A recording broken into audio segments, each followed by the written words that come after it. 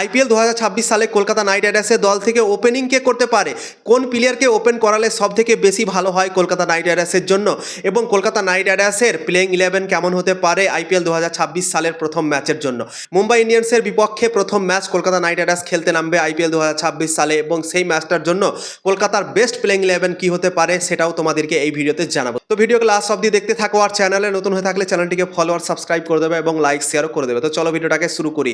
Kolkata night Riders IPL 2026 সালে 4টা match খেলতে চলেছে এখন পর্যন্ত যতটুকু শিডিউল ঘোষণা হয়েছে।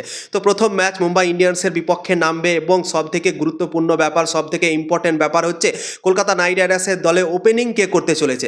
কেননা ওপেনিংটা খুবই ইম্পর্টেন্ট কেকেআর দলের জন্য। ওপেনিংয়ে ভালো হয়নি 2025 সালে, তাই জন্যই কলকাতা নাইট রাইডার্স অনেকটা পিছে হয়ে গিয়েছিল। 8 নম্বরে ফিনিশ করেছিল পয়েন্টস টেবলে, ডিফেন্ডিং চ্যাম্পিয়ন ছিল তা সত্ত্বেও। তো ওপেনিং কতটা জরুরি কলকাতা নাইট রাইডার্সের জন্য আমরা সবাই জানি, ঠিক আছে। তো ওপেনিংয়ের জন্য দুটো প্লেয়ারকে বেস্ট লাগবে কেকেআর দলে। তো কোন প্লেয়ার ওপেন করতে পারে কেকেআর দল থেকে চলো তোমাদেরকে জানিয়ে দিচ্ছি। ফিন অ্যালান আর টিম সাইফার টি20 বিশ্বকাপ 2026 সালে জবরদস্ত ক্রিকেট খেললো, অসাধারণ ক্রিকেট খেললো নিউজিল্যান্ডের দল থেকে। কিন্তু এই দুজনকে কিন্তু একসাথে কেকেআর দল খেলাতে পারবে না। কেন খেলাতে পারবে না সেটাও তোমাদেরকে এই ভিডিওতে জানাবো। তো আমি একজনকে শুধু রাখছি, ফিন অ্যালান আমার মনে হয় সব থেকে বেস্ট হতে পারে কলকাতা নাইট রাইডার্সের জন্য একজন ওপেনিং ব্যাটসম্যান হিসেবে। টিম সাইফারেরও আগে ফিন অ্যালান কিন্তু থাকতে পারে কেকেআর দলে ওপেনিং হিসেবে। তো ফিন অ্যালান যেহেতু জবরদস্ত ফর্মেও ছিল, সেমিফাইনাল ম্যাচে সাউথ আফ্রিকার বিপক্ষে অসাধারণভাবে সেঞ্চুরি করলো, 33 বলে সেঞ্চুরি করলো। তো একটা ওপেনার ফিন অ্যালান আমার মনে হয় কনফার্ম তোমরা ধরে রাখতে পারো, অবশ্যই সে ওপেন করবে কেকেআর দল থেকে 2026 সালে মুম্বাই ইন্ডিয়ান্সের বিপক্ষে প্রথম ম্যাচে। তো একটা হয়ে গেল ওপেনিং ব্যাটার। দ্বিতীয় ওপেনার আমার মনে হয় আজিঙ্ক্যের রাহানে হতে পারে। আজিঙ্ক্যের রাহানেকে যদি ওপেন করায় কেকেআর দল তাহলে কিন্তু দারুণ হবে, কেননা সুনীল নারায়ণের পারফরম্যান্স খুব একটা আইপিএল 2025 সালে ভালো হয়নি। তো সুনীল নারায়ণকে যদি নিচে খেলানো হয় 7-8 এই জায়গাগুলোতে যদি খেলানো হয় তাহলে কিন্তু ভালো হবে।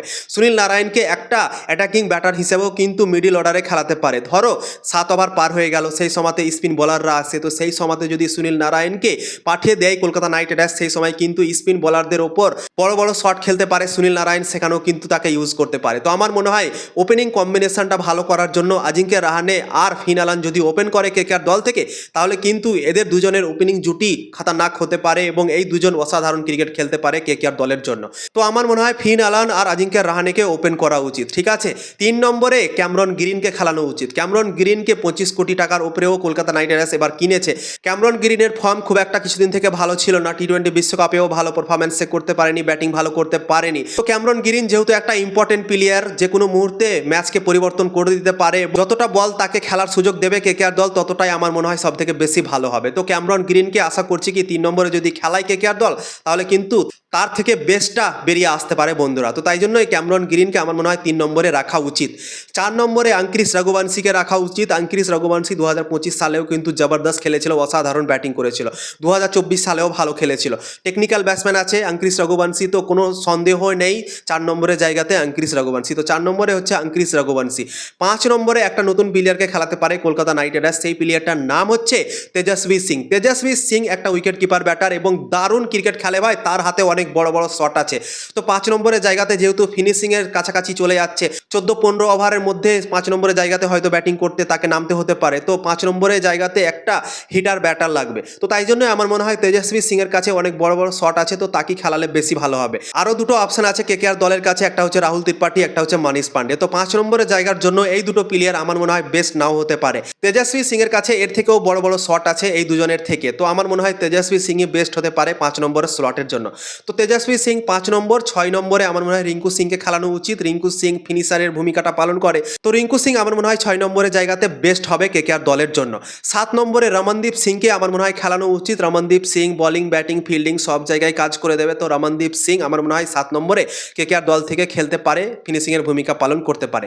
8 নম্বরে হর্ষিত রানা খেলতে পারে। 8 নম্বরে হর্ষিত রানাকে আমি রাখছি এখন, কেননা হর্ষিত রানা এখন পর্যন্ত কোনো খবর আমরা পাইনি কি সে খেলতে পারবে কি পারবে না। যদি সে খেলতে না পারে তো তার জায়গায় আরও অপশন আছে, আকাশদীপ আছে, উমরান মালিক আছে, তো এই প্লেয়ারগুলোকে তার জায়গায় রাখা হবে। তো তাই জন্যই আমি এখন পর্যন্ত হর্ষিত রানাকে 8 নম্বরে রাখছি। সে ব্যাটিংও করে নিতে পারে, বোলিংও করে নিতে পারে। তো 8 নম্বরে হর্ষিত রানাকে রাখছি। যদি কোনো সমস্যা হয় প্রথম ম্যাচগুলোতে, যদি সে না খেলতে পারে তাহলে কিন্তু উমরান মালিক আছে, আকাশদীপ আছে, এই দুজনের মধ্যে একজনকে হয়তো কেকেআর দল খেলাতে পারে বন্ধুরা। 9 নম্বরে সুনীল নারায়ণকে রাখছি। সুনীল নারায়ণকে যে কোনো মুহূর্তে ব্যাটিং পাঠানো যেতে পারে কেকেআর দল থেকে। বললাম আগেই কি মিডিল অর্ডারে যদি প্রয়োজন পড়ে, কোনো সময় রান বাড়ানোর প্রয়োজন পরে তো কেকেআর দল 4 নম্বর 5 নম্বর যে কোনো জায়গাতে ব্যাটিং পাঠাতে পারে। সুনীল নারায়ণকে যে সময় দেখবে কি স্পিন বলাররা বল করছে সেই সময়ও কিন্তু পাঠাতে পারে বন্ধুরা। তো সুনীল নারায়ণকে আমি 9 নম্বরে রাখছি এই প্লেইং 11টাতে। 10 নম্বরে হচ্ছে বরুণ চক্রবর্তী এবং 11 নম্বরে হচ্ছে মাথিসা পাথিরানা। তো 4টা বিদেশি প্লেয়ার হয়ে যাচ্ছে, একটা হচ্ছে ফিন অ্যালান, একটা হচ্ছে ক্যামরন গ্রিন, একটা হচ্ছে সুনীল নারায়ণ, একটা হচ্ছে মাথিসা পাথিরানা। তো টিম সাইফার্টের জায়গাটা হচ্ছে না। টিম সাইফার্টকে যদি তোমরা খেলাও এবং ফিন অ্যালানকে যদি খেলাও, দুটো ওপেনার বিদেশি যদি তোমরা করে দাও, তাহলে কিন্তু ভাই বোলিং অনেকটা খারাপ হয়ে যাবে। এবং ক্যামরন গ্রিনকে তো কলকাতা নাইট রাইডার্স 100% খেলাবে, 25 কোটি টাকার উপরেও তাকে দিয়ে কিনেছে কলকাতা। তো ক্যামরন গ্রিনকে তো আমার মনে হয় না কি বসাবে, তাকে অবশ্যই খেলাবে।